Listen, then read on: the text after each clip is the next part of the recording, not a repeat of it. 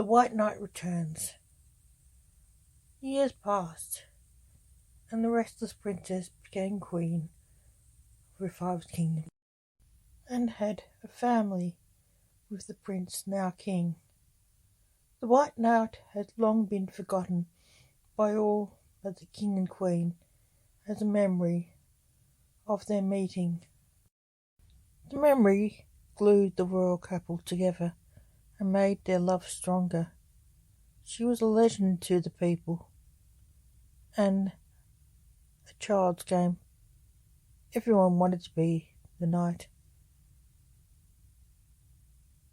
The queen sat playing chess with the court magician. "Check," said the queen, nearly taking his king. The magician took his turn. "Checkmate," he said. "You win, Aidan," said the queen, ending the game. "It would seem so, my queen," said Aidan the court magician. Her daughter, little Ellie, ran up to her for a hug, which she got happily. "Mummy, why did he take Daddy?" Ellie asked.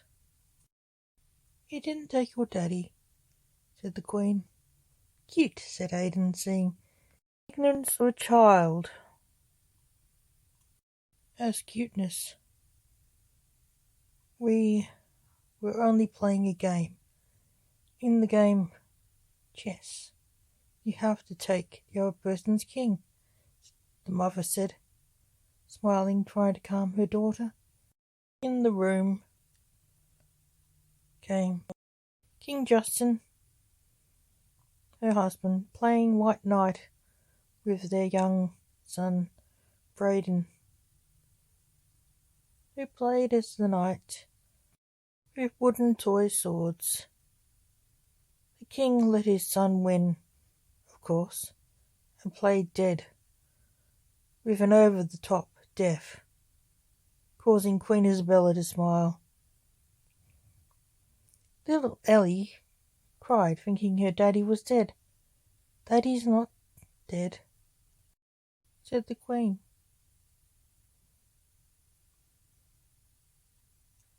The king winked at her to show he was all right.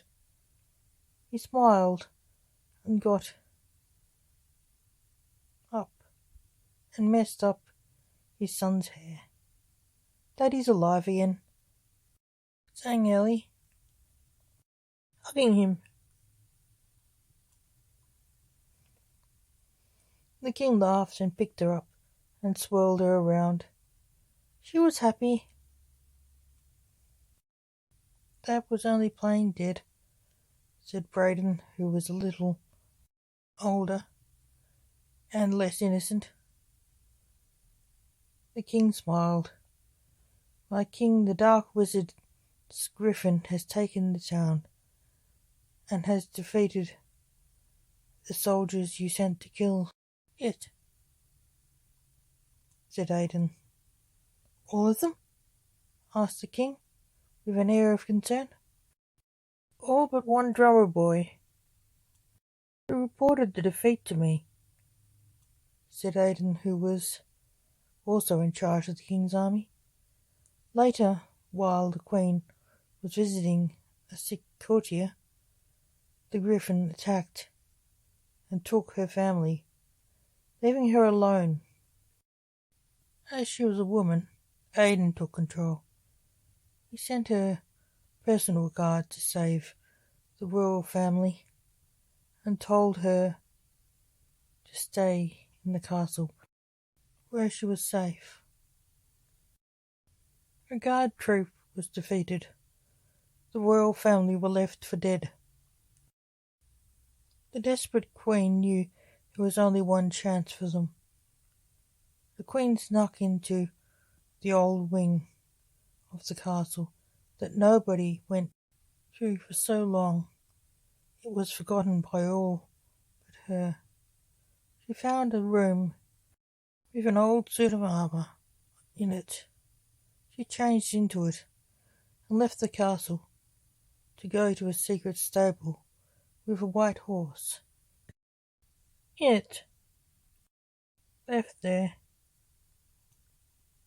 for such situations as unforeseen emergencies.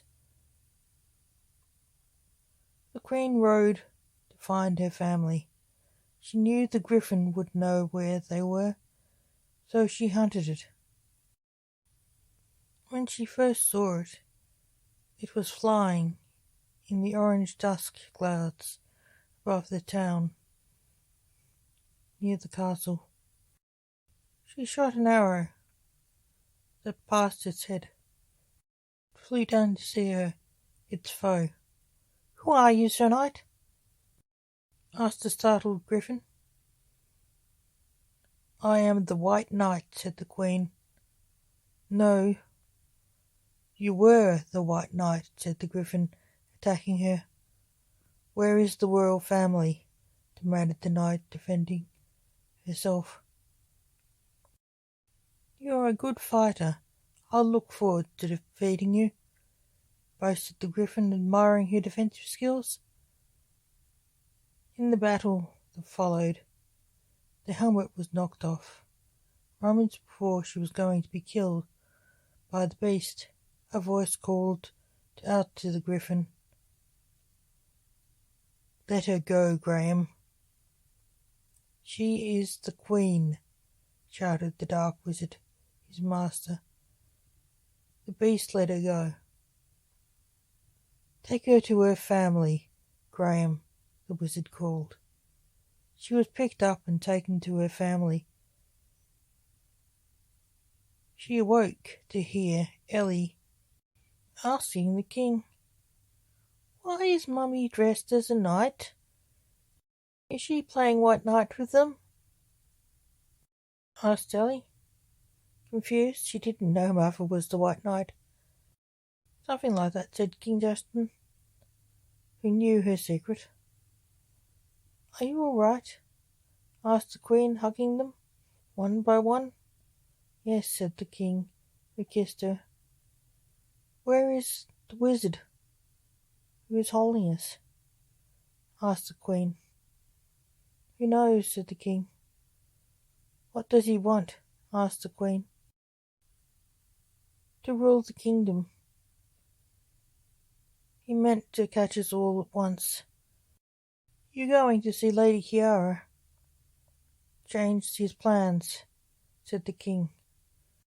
"Aiden's looking after things now. He didn't want to spill any more blood to get you released.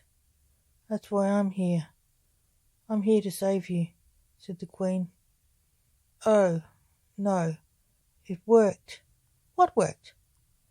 asked the Queen. "It is Aiden who holds us here," said the king. "This is a coup d'etat. I played into his hands," said the Queen, frustrated. "No one saw it coming," said the king. Sat in the cell for a while until they got a visitor, Aiden.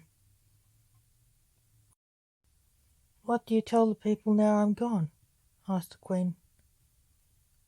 "The Queen has gone from the castle to find her family and was killed by the griffin," said Aiden.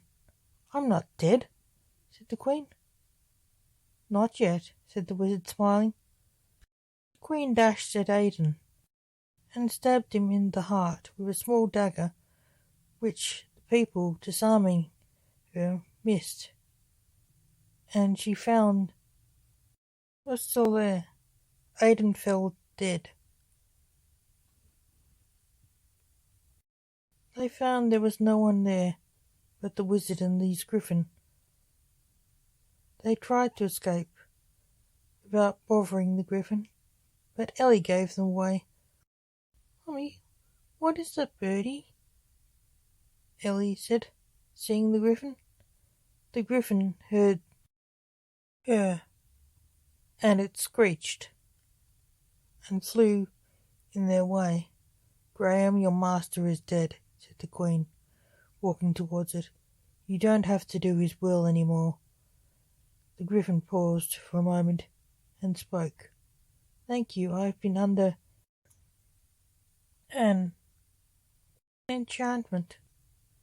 I didn't want to hurt anyone. I'm sorry for what I did. Let me take you home." The griffin took them home and flew away, never to return. The king and queen explained what happened to the people, who were shocked but happy to have them back. Later that night, as the children played White Knight, the king and queen played chess. "Check," said the queen, as her queen was set to take. "Yes, king." She looked into his eyes, full of love in her heart. He took a bad move deliberately. He looked longingly back. She moved her queen and took his king and said, "Checkmate." They stood, walked to each other, and kissed.